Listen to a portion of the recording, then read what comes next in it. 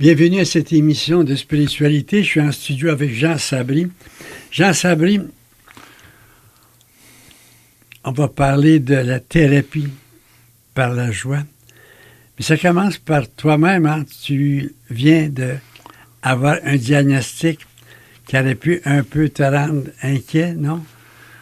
J'ai eu une mauvaise surprise. Je ne m'attendais pas du tout à ça. Là. C'est que je devais rencontrer le médecin à la suite d'une opération à la prostate.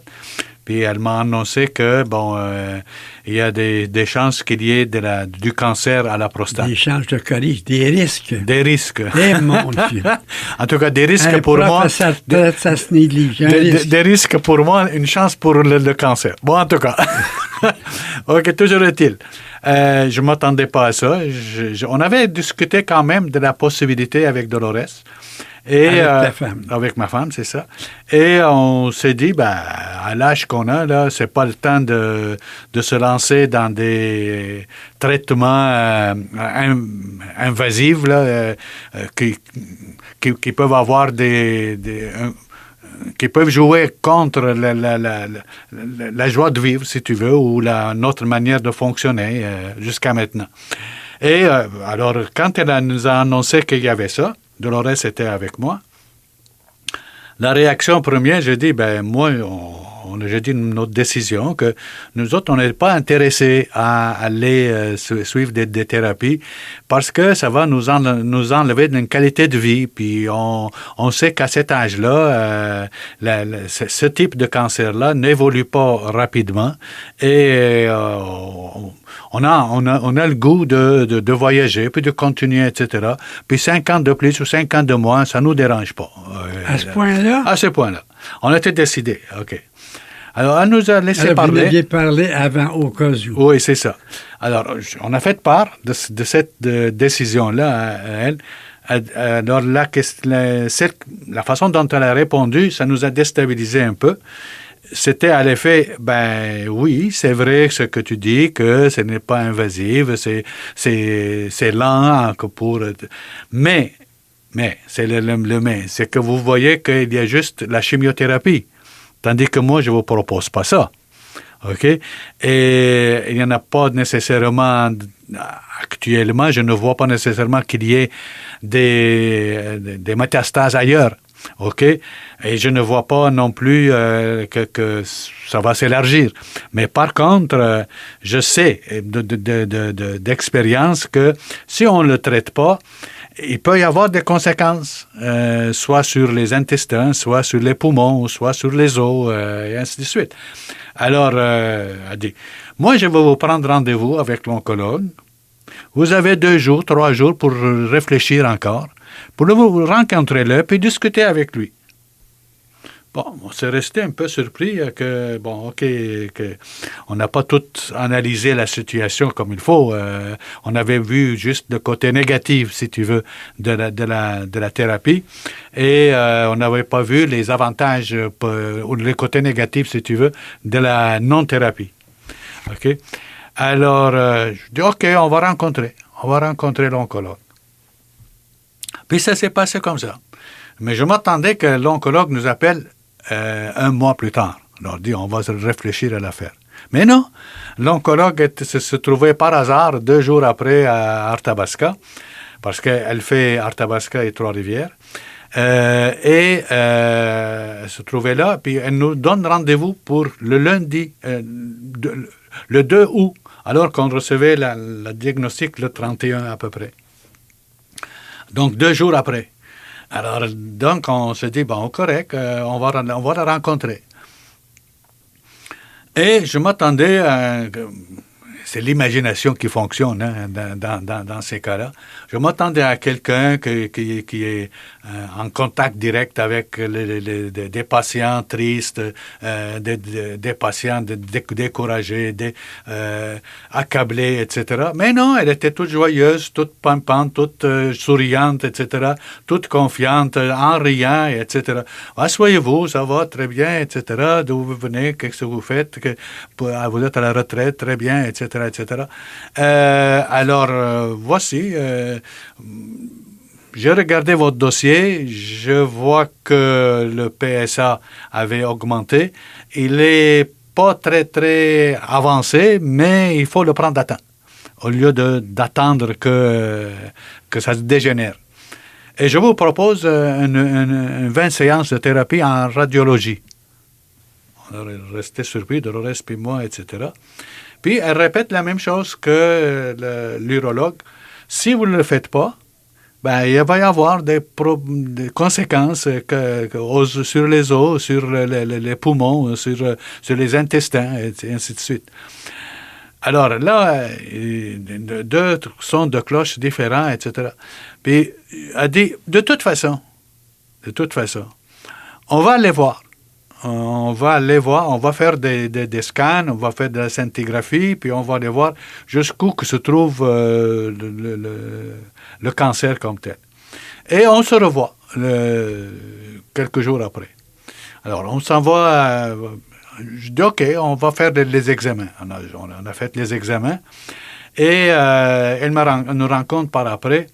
Elle dit, il n'y en a pas de métastase maintenant, il n'y en a pas de ganglion, mais c'est élevé, le PSA est élevé, vaut mieux, par mesure de prévention, vaut mieux de faire la radiothérapie.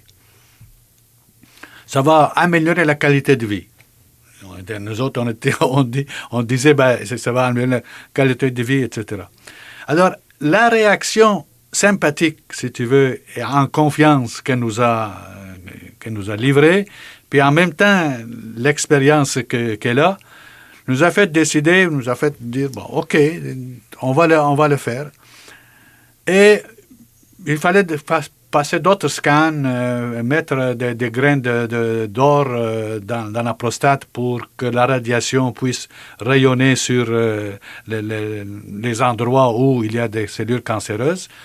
Elle m'a vu après ça, en même temps avec Dolores, puis elle nous répète la même chose et elle nous dit, bon, on commence les radios tout de suite, le 26 septembre, et ça va être 25 plutôt que 20, parce que j'ai trouvé que les cellules cancéreuses peuvent être proches du côté du bassin, et donc je vais élargir un petit peu le traitement au bassin en totalité. Donc, j'ai besoin de notre 5 jours de radio. Il m'a dit, OK, quand tu y es, là... Ils ont pris soin de toi. Exactement. Hey, tu me donnes l'envie de souhaiter d'avoir ça. Alors, oui, mais en tout cas, l'idée, c'est que j'ai senti que l'approche est très humaine, l'approche est très positive, très... puis le médecin ou la docteure comme tel était confiante dans ce qu'elle disait. Là, elle ne jouait pas la comédie. Là. Elle était là. Puis elle répondait à toutes les questions d'une façon franche et ainsi de suite. On a fini par dire, OK, on va accepter. Mais c'est que tant et aussi longtemps que j'étais dans l'ignorance de qu'est-ce qui pouvait aller, comment ça allait se faire. Là, c'était l'inquiétude, le souci, l'imagination qui dérivait. Puis je me voyais déjà quasiment dans 5 ans appeler Gérard, veux-tu faire le service funéraire? Alors, mon serment est déjà prêt, il ne faudrait pas que tu retardes trop. Okay. Alors j'ai dit, il va être trop heureux. On fera pas ça. Ouais. Mais là, j'ai une petite question. Oui. L'attitude de la médecine, de la docteure, a fait quand même la différence. Oui, mais des deux, pas juste de l'oncologue, en même temps de l'urologue. C'est-à-dire qu'il faut leur donner cet aspect-là. C'est qu'on a vu d'autres avant toi, on sait que c'est surprenant, on sait que c'est triste, mais il faut voir la vie en face. Et le faire avec beaucoup de détente, quasiment de la joie. Oui. C'est quand même déjà une part de la guérison. Exactement. Alors, quand j'ai vu que celle qui soigne est contente non seulement de travail qu'elle fait, mais est contente aussi de rendre service aux personnes, j'ai dit, Je suis dans mon imaginaire négatif, ça n'a pas de sens. Alors, soit dit en passant, les spécialistes ont droit à un salaire particulièrement élevé. Bon, parlons-en pas tout de suite.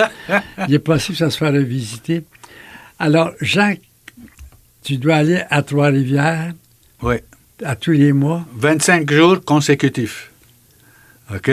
Pas les fins de semaine, mais 25 jours consécutifs. Heureusement, dans ces 25 jours, il y a 2 jours qui sont libres. C'est l'Action de grâce et le 25 octobre, parce que l'Action de grâce, c'est compris, les employés sont en vacances. Alors, tu as un petit répit au mois d'octobre. C'est ça. Mais il est déjà pas mal avancé. On est déjà à la fin du mois d'octobre, au moment où l'on se parle. Et de voyager à Trois-Rivières, ça te fait quoi? Ben, le voyager à Trois-Rivières, la réaction première que j'ai eue, je dis correct, j'ai déjà fait ça pour étudier ma maîtrise en psycho. OK, ça va être un mois de plus que de moins sur les 10 ans que j'ai étudié. Alors, ça me faisait rien. Mais, dans les faits, OK, voyager à Victo, à Trois-Rivières, aller-retour, dans une période du mois d'octobre où c'est la nature qui est en grande effervescence de couleurs, etc., ça me fait du bien. Jean, ouais. Tes amis, comment ont réagi quand tu leur as annoncé ça? Ça, c'est l'autre surprise, mais cette fois-ci, une surprise très agréable. C'est que tout le monde a répondu au message que j'ai envoyé comme quoi on a cette mauvaise surprise, etc. Puis tout le monde s'est offert à m'accompagner. Non. Oui. Même ceux qui se trouvaient à Montréal, à Granby ou ailleurs, là, ils sont offerts. Alors, là, j'ai trouvé que, OK, là, j'ai des amis qui m'aiment et j'ai des amis qui veulent me soutenir. J'ai pas le droit de m'abandonner moi-même. Alors, ça a été une surprise, une agréable surprise. Un révélateur. Oui, un révélateur. Au moins, OK, je n'ai pas beaucoup d'ennemis. Ils souhaitent pas que je parte, là. C'est toujours ce qui arrive, hein? Oui. Quand on a un ami qui est malade, le meilleur de nous ressort. Exactement. C'est pas possible comment il y a un vieux fond d'amitié effectif qui peut-être était un peu gommé, empoussiéré, mais il se réveille. Mais pas juste les amis de collègues de travail, là. C'est des amis qu'on a rencontrés en voyage, des amis qu'on se rencontre de temps en temps de façon sociale, OK? Puis des amis d'enfance aussi. Mais alors, moi, je dis correct, je veux faire une liste pour les 25 fois. J'ai fait une liste, tout le monde est rentré là-dedans. Jean, tu as connu un moment de déprime? Oui. Au tout début? Oui. D'angoisse, de panique. Quand tu as su exactement l'état de ton corps, ça a été déjà mieux, une sérénité. Oui, mais c'est parce que la question, théoriquement que je savais que quand tu ignores quelque chose, la peur embarque de façon imaginaire, pour amplifier ton ignorance. Mais je l'ai vécu. Je l'ai vécu dans cette panique-là. Toi, tu avais tellement bien dit ça aux autres. Oui, c'est exactement. Alors là, je l'ai vécu, puis ça me donnait des insomnies, etc. Puis à un moment donné, un jour, je me suis levé de mon lit. Je dis, coudonc, prends-toi en main, là, arrête de regarder les choses. Qu'est-ce que tu sais et qu'est-ce que tu ne sais pas? Puis informe. À ce moment-là, si tu avais pu enregistrer tout ce que tu as dit de bon aux autres, que tu puisses entendre ça t'aurait peut-être fait du bien. Exactement, exactement. Alors, je me suis re-questionné là-dessus, Surtout que Gérard Marier m'a répondu à ma note à mon courriel en disant, mais Jean, tu es un homme de foi, tu crois en toi-même, tu crois dans la possibilité de guérir, etc. Et en même temps, je me rappelais mes lectures passées, ce que je disais, donc, la maladie, ce n'est pas une condamnation, la maladie, c'est une opportunité pour avancer. Puis, je revoyais tout ça.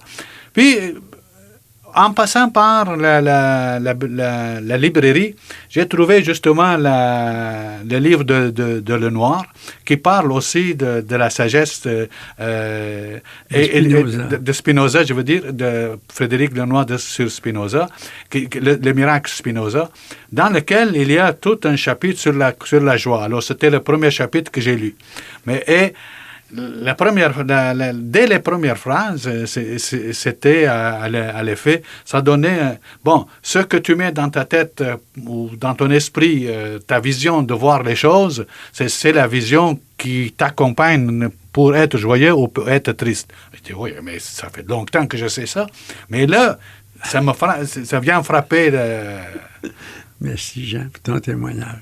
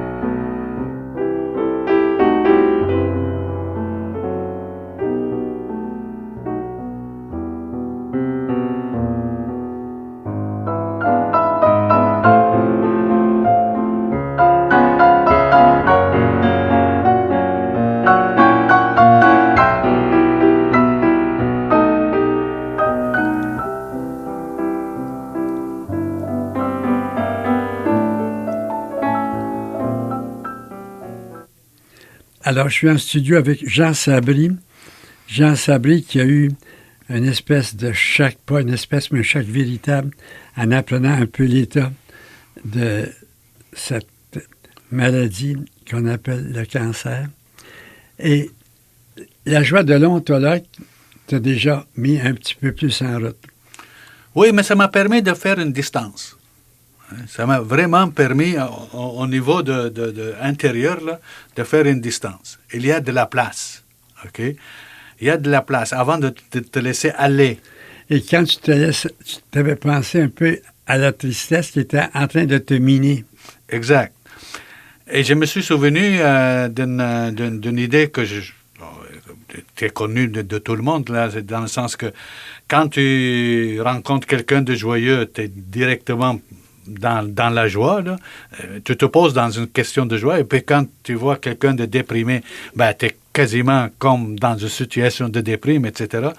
Puis je me suis souvenu d'une phrase, surtout, que j'avais étudié, il y a 30-40 ans, là, que la joie et la tristesse, ce sont des canaux de nos désirs. Alors, selon le désir qu'on a, on peut embarquer sur un cheval ou sur l'autre cheval. OK?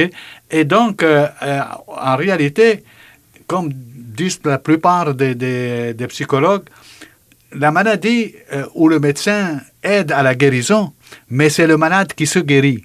Alors donc, si j'adoptais la posture de quelqu'un qui est déjà triste et défaitiste, OK, ou pessimiste quant au résultat, je me condamne déjà moi-même.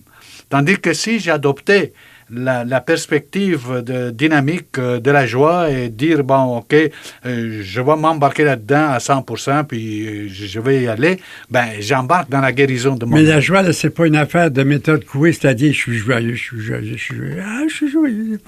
C'est fondé quand même, cette joie-là. Oui. C'est-à-dire qu'il y a en dedans de nous des ressources inexplorées.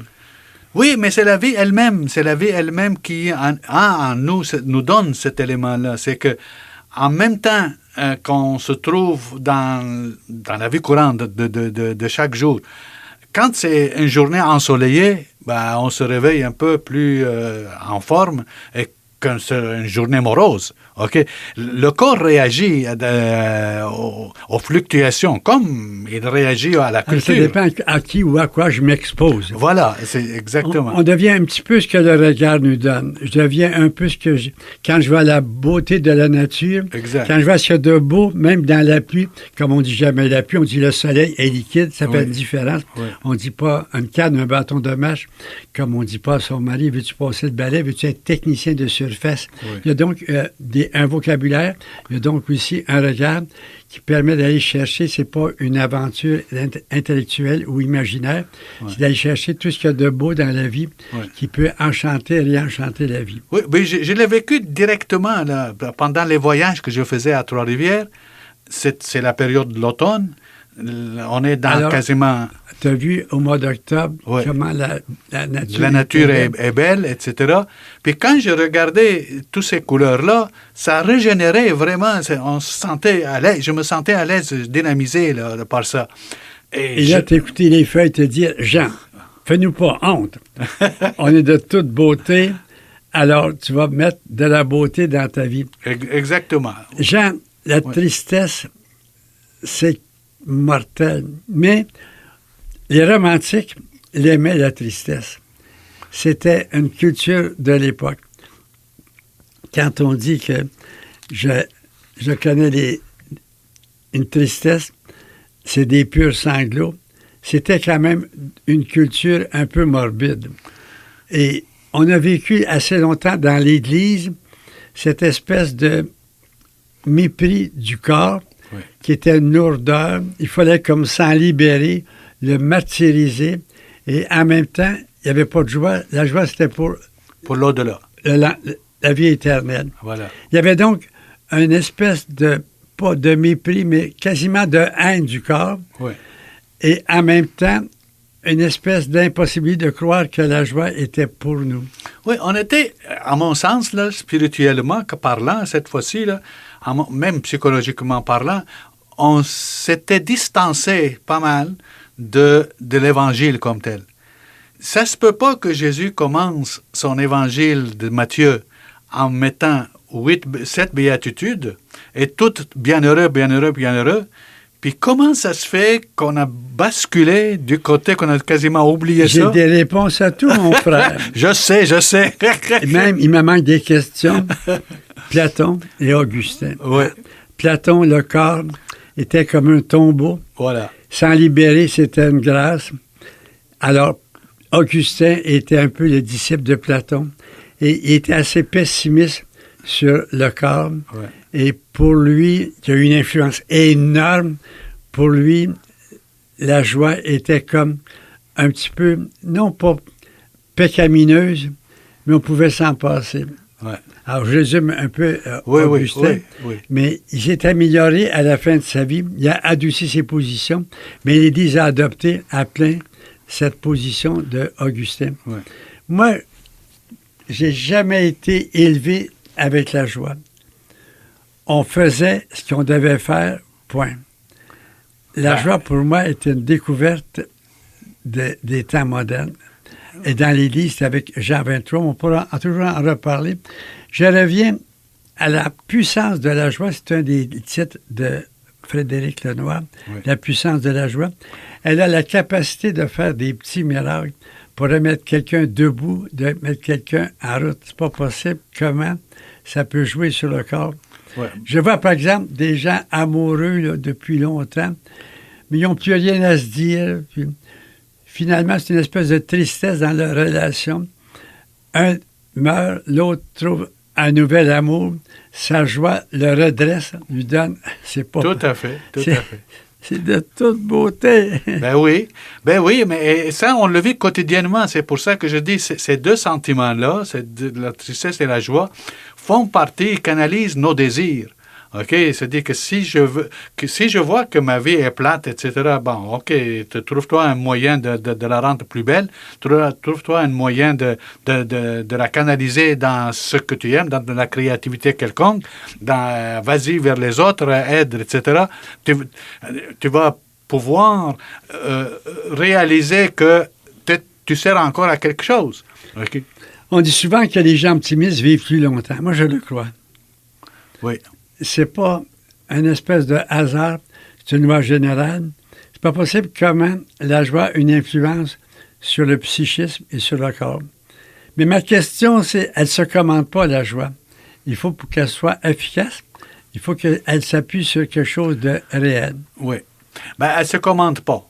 Alors, la joie, pour moi, elle est dans l'Évangile. Tu viens de faire allusion à ça. Je veux que ma joie soit en vous et que votre joie soit parfaite. Je veux. Moi, je trouve que c'est la volonté de Dieu. Ce qui me donne de la joie, c'est de dire, c'est ça que le bon Dieu veut. Dans 1 Thessaloniciens, chapitre 5, Paul dit, la volonté de Dieu, c'est que vous soyez toujours dans la joie.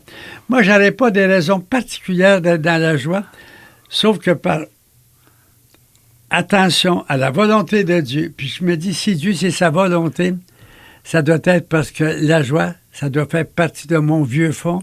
Et c'est jusque-là que je dois aller. Mais tellement qu'on prend la joie pour acquis. Et c'est quand on est dans la souffrance et dans la douleur et que la raison ne fonctionne pas, et la connaissance est ignorante parce qu'elle se trouve dans une imparfaite idée ou une parfaite image ou une idée mutilée, etc. Là, on devient comme... on doute de qu'est-ce qui va se passer et on doute de nous-mêmes. Mais au fond, à l'intérieur de nous, la rencontre amoureuse, c'est ça. La rencontre amoureuse, c'est que on trouve quelqu'un qui est à notre goût, qui partage nos valeurs, qui partage nos idées. Donne-moi pas des regrets, toi. En tout cas, c'est pas des regrets, mais t'as trouvé ta joie dans ta vocation, c'est parfait. Et ça aussi, c'est une autre façon de voir. La question, c'est que elle est là, et quand cet amour baisse, on est dans la tristesse. Puis quand on est dans la tristesse, la peine d'amour et ainsi de suite. Mais donc, il y a ce va-et-vient qui est naturel à l'intérieur de la personne. Mais en revenant à ton idée de tantôt, on peut cultiver la joie en plus que soit naturelle. On peut l'enrichir, si tu veux, par des références, par des idées, par des méditations, par la spiritualité, par le service aux autres. Se sentir aimé de Dieu. Voilà. Sous le regard de Dieu. Oui.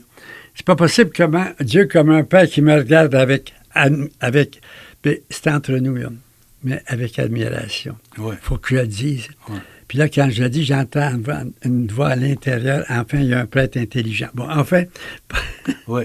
Mais Dan Bigra dit la même chose que toi, mais cette fois-ci, quand il regarde un itinérant ou un jeune qui est en train de se détruire, puis qui est là, etc., il dit, juste le fait de le regarder dans les yeux, même de ne pas rien dire, juste de faire un sourire, déjà, tu le déstabilises dans sa situation de rejet. Okay? Et tu lui permets d'être quelqu'un dans ton regard. Alors, cette notion-là de relation entre les personnes est aussi importante que la relation avec Dieu. Je me suis fait arrêter par la police à 2 heures du matin, un hiver. Je baisse la vitre. Puis avec un beau sourire d'innocent, « Monsieur, je regrette, je dois un peu vous retarder. Mon Dieu, il a failli me payer. » J'aimerais ça qu'on puisse se dire, la joie, c'est un choix. La joie, c'est une décision. Et puis, c'est pas une décision arbitraire. Quand Jésus dit, il n'y a plus de joie à donner qu'à recevoir. S'il y a de la joie à donner qu'à recevoir, s'il y en a plus, ça veut dire que le fond humain crie de joie. Ouais. Sauf que nous, on dit pas si fort, pas si fort, pas si fort. Parce que rencontrer des gens heureux, positifs, c'est pas quand même dans la culture du temps. Non. Les bonnes nouvelles, c'est des nouvelles catastrophiques. Alors, la joie est un peu inquiétante quand on en voit des gens heureux. On a l'impression qu'ils ont un peu perdu la tête, qu'ils sont un petit peu loin du réel. Oui. Et j'aimerais ça qu'on puisse se dire, si la joie est dans le fond du cœur, c'est elle qui est au fond, ma meilleure alliée pour redresser. Ouais. Elle fait partie de notre être, elle fait partie de notre nature. C'est un élément universel, qu'on soit au Québec, qu'on soit en Orient, qu'on soit en peu importe quel pays, etc. Elle est là, mais on peut, comme tu dis, on peut décider d'être dans la joie et de vivre dans la joie, comme on peut décider de ne pas considérer cette joie-là. Okay?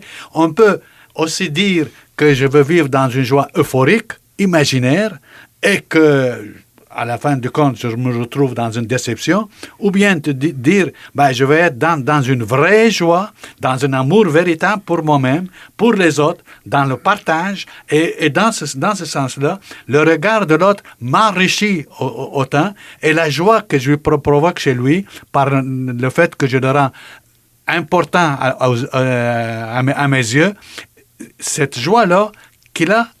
Je saisis le mot important. Ce que tu dis, c'est tellement important qu'il faut y réfléchir un instant.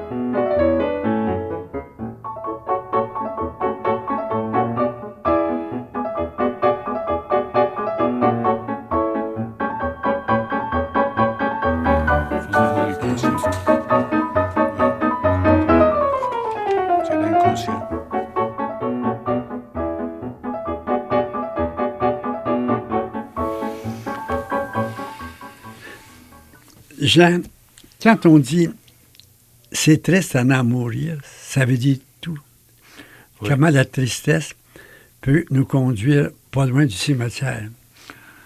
Oui, on l'expérimente, ça, quotidiennement. Là. C'est-à-dire que, regarde, tu es en train de regarder un film et que tu es impliqué là-dedans, puis le film se termine bien.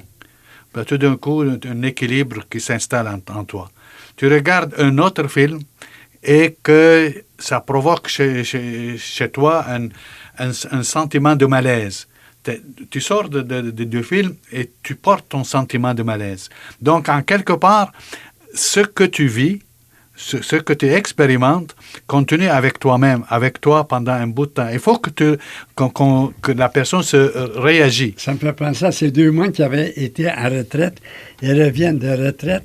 Il arrive à un cours d'eau. Il y avait là, tout le bord du rivage, une femme qui n'osait pas traverser. Elle avait peur. Un moine, sans hésiter, la prend dans ses bras, traverse le cours d'eau, la dépose de l'autre côté et on marche. Après un certain temps, son confrère lui dit « T'as pas honte? » Il dit « Honte de quoi? » Tu sors de la retraite, puis tu portes une femme dans tes bras. Oui, je l'ai déposée sur le rivage, mais toi, tu la portes encore. C'est ça. Jean, on peut éduquer à la joie. Les parents et les grands-parents peuvent faire la différence. C'est sûr qu'on éduque à la joie dès les premiers jours de la naissance. Le sourire, l'enfant répond au sourire. Okay? Le fait de s'occuper de l'enfant, du bébé, quand il a besoin. En chantant. En chatouillant, en faisant des guili-guili, etc., etc. Ben, on le met dans une disposition joyeuse. La même chose, qu'est-ce qu'on accroche des objets sur la bassinette de l'enfant pour qu'elle fasse un peu de bruit. Puis là, il est en admiration de qu'est-ce qui se passe, qui tourne autour de sa tête et ainsi de suite. L'encouragement. Combien de fois que quand j'arrivais de l'école, même si moi je ne savais pas, mais ma grand-mère ne savait pas lire. Alors, ma grand-mère voulait me faire mes devoirs, alors je lisais. Alors, quand j'hésitais, elle m'encourageait, continue, t'es capable. Et quand je finissais, puis elle avait vu que j'avais hésité sur certains mots, ben, tu demanderas à ton père, tu demanderas à ton frère comment lire ça, etc. Mais je sentais sa présence dans le sens de l'enseignement.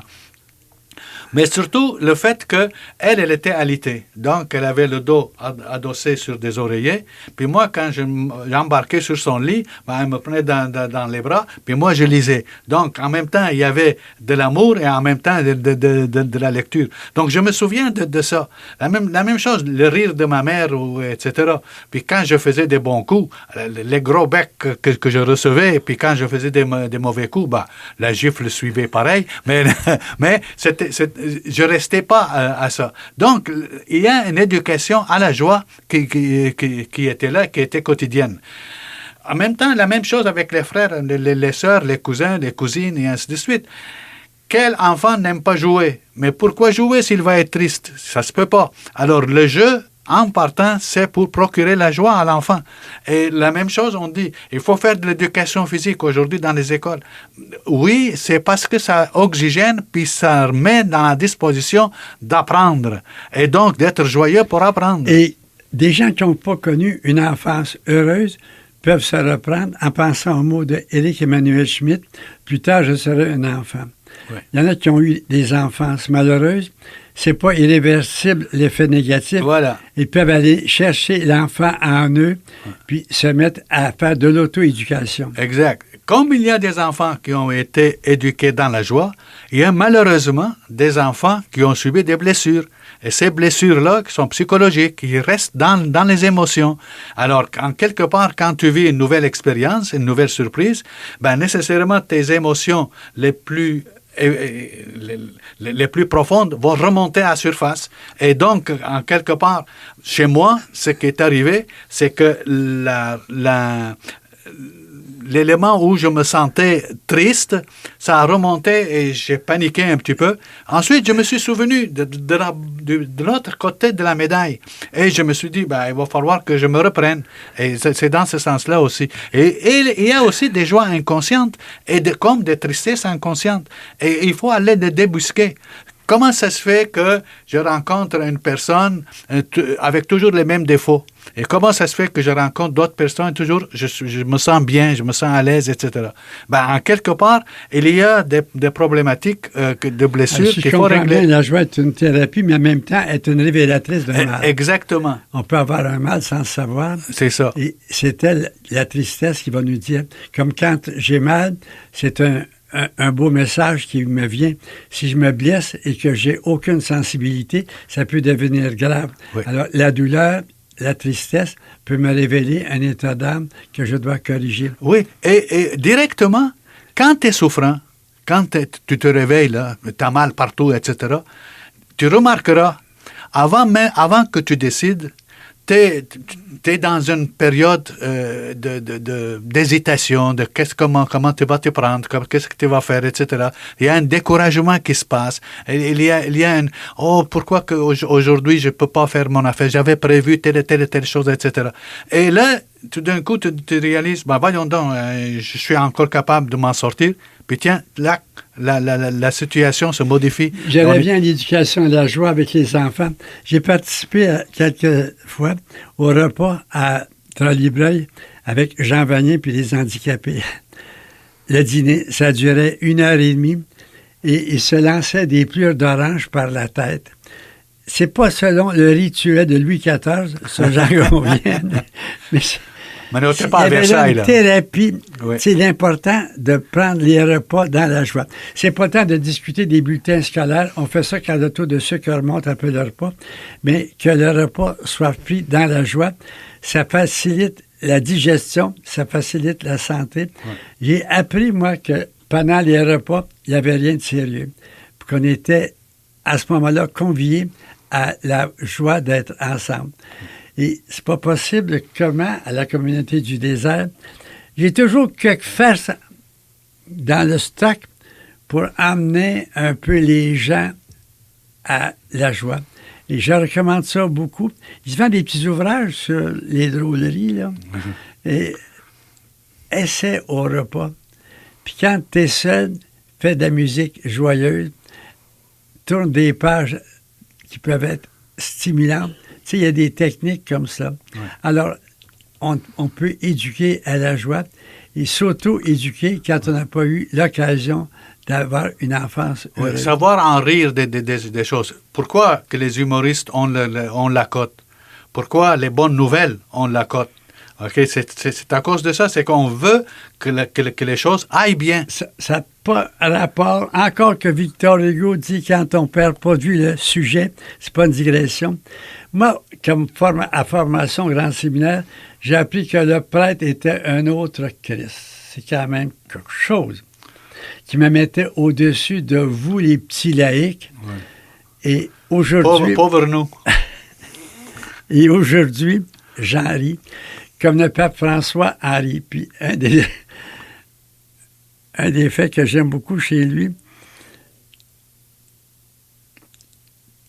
peu après son élection comme évêque de Rome, les Argentins ont dit ceci, puis lui-même cite, il dit, les Argentins ont dit, comme notre pape est donc humble.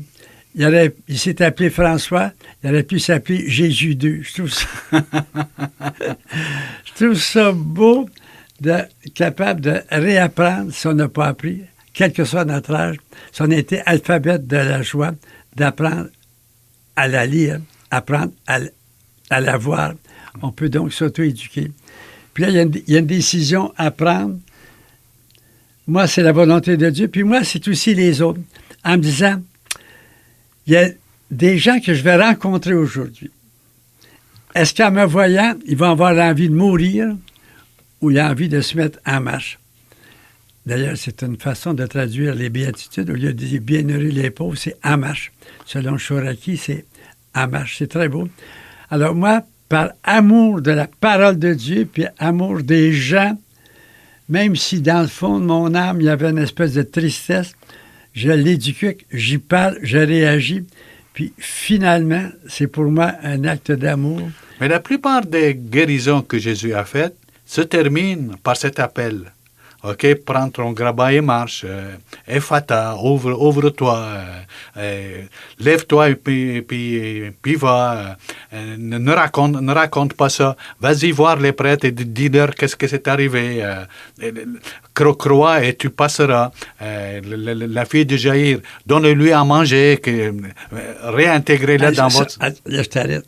C'est de l'humour. Imagine-toi que la maison est pleine de monde. Elle est morte. Tout le monde pleure. Puis lui, là, après l'avoir mis debout, il lui dit, donne-lui à manger. Ça peut-tu être plus plate comme admonition? Louez le Seigneur, bénissez le Seigneur, donnez-lui à manger. Il y a derrière ça toute une histoire. Écoutez, faites-la vivre une vie ordinaire. C'est ça. Il y avait là un humour extraordinaire qui nous échappe, nous, parce qu'on n'est pas de cette culture. Il y a beaucoup d'humour dans l'Évangile. Quand on devait payer un impôt au temple, Pierre était sans argent. Il dit, allez, là, va prendre un poisson, puis il y a dans la gueule ce qu'il faut. En d'autres mots, pour payer la dîme, il faut être un peu poisson. Je trouve ça extraordinaire. Moi, je pense que si on pouvait décoder, on trouverait dans l'Évangile ces pistes d'amour. Jean, j'ai une petite question avant qu'on se mette à réfléchir, parce que ça m'arrive de temps en temps. Bon. Jean, notre culture est une culture plutôt de mort. Malheureusement. Nous dit Jean-Paul II, puis il n'y a pas tard. Ouais. Malheureusement, dans le sens que on l'a préparé un petit peu pendant des siècles et des siècles, et par des guerres, et puis par des menaces, et puis par la guerre froide et autres. Là. C'est que, et même, on est plus attaché aux mauvaises nouvelles qu'aux bonnes nouvelles. Mais en même temps, le corps se sabote. Des fois, des individus sabotent leur vie, inconsciemment la plupart du temps, mais des fois aussi consciemment. Un échec peut être pris d'une façon, pas de la même façon par deux personnes. Un, il trouve que l'échec a été une phase importante dans sa vie pour changer et devenir quelqu'un d'autre. Puis l'autre a trouvé que l'échec a été le point catastrophe qui est rendu, qui l'a amené à se laisser aller puis à mourir.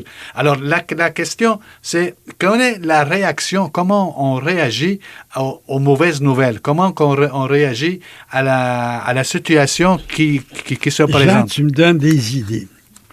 Je pense que je vais aller faire du bénévolat dans les hôpitaux avec la mission spécifique de faire rire les mourants. Je vais les remettre debout. Ça va faire partie des thérapies. Je pense à ça. Là, puis tu regarderas le film Patch Adams, OK, qui est là-dessus. Un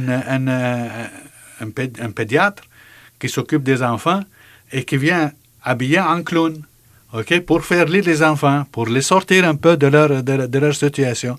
Et c'est une bonne idée. Jean, il est possible que tu me retrouves à ton hôpital quand tu vas y aller. C'est parfait. Puis de te dire avec beaucoup de joie, Jean, on agonise, on arrête un instant.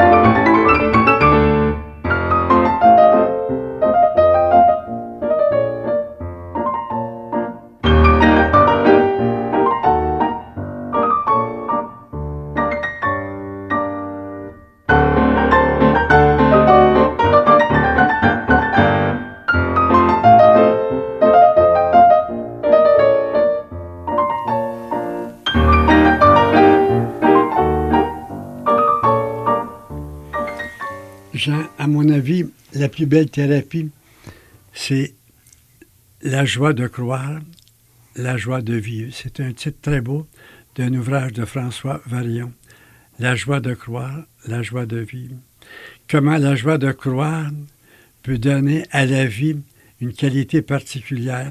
Non pas une longévité, c'est autre chose, mais une qualité particulière. Parce à quoi bon vivre longtemps si c'est pour mourir à petit feu? Alors, la joie de croire, c'est pas ce qui rallonge nécessairement la vie, mais qui lui donne une qualité qui fait qu'on veut mourir vivant.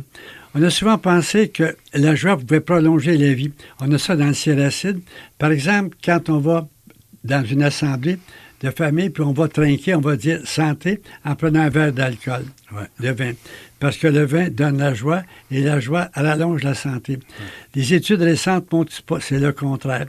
C'est la santé qui donne de la joie.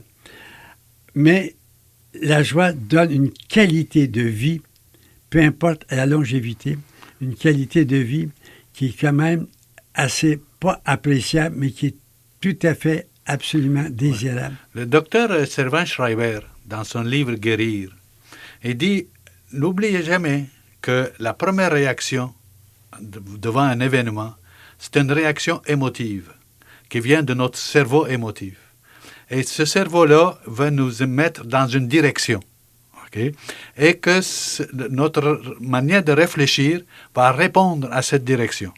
Alors, si nos souvenirs, on apporte nos souvenirs joyeux, heureux, et optimistes face à la vie, ben, l'ensemble de nos réactions et l'ensemble de nos décisions vont se colorer de ça. Si par contre on amène la tristesse, le pessimisme et qu'il y en a plus, que tout est fini, tout est fichu, il n'y a plus rien, alors on se trouve aussi dans l'état défaitiste, dans ce sens-là aussi. Alors, je reviens à cette idée. L'important, c'est pas de vivre longtemps, c'est l'intensité, la qualité de vie. Pourquoi si on demande d'aide médicale à mourir, c'est que notre vie ne semble plus avoir de qualité. Alors, pour moi, ce qui est beau dans la joie, c'est qu'elle me donne une qualité de vie que je ne pourrais jamais avoir par des médicaments ou par des techniques quelconques. Ouais. Et il me semble que ça devrait être une belle prière à faire au Seigneur. Exactement. Parce qu'il a dit, je veux que vous ayez la vie et en abondance. Il n'a pas dit dans l'abondance, mais en abondance. Ouais. Le jour même où, en me réveillant, assis sur mon lit, je dis, il va falloir que tu te prends en main, ce jour-là, c'est immédiat, là, c'est fini. La tristesse est partie. Je me suis endormi sur le coup. J'étais plus angoissé, j'étais plus inquiet.